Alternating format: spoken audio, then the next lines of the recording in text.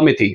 अगर वो उसके निकाह में थी तो ज़ाहिर है निकाह में इसमें हदूद का पर्चा तो नहीं हो सकता, ज़िना का पर्चा तो नहीं हो सकता, तो इस बेस पर जो है वो एफआईआर जो है उसने उन्होंने क्वैश कर दी।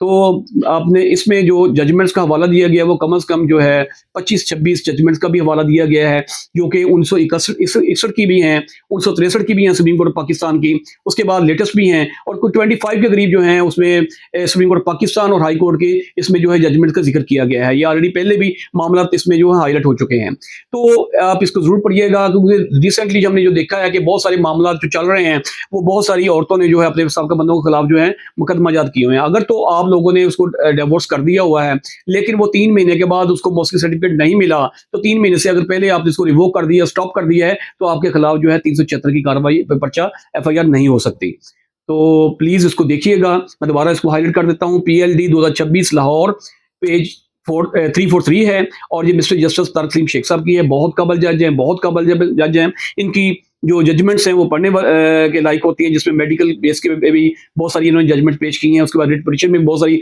ऐसी-ऐसी माशाल्लाह नज़ीर पेश की हैं कि जो कि वाक़ई हमारे लिए मशल राह हैं।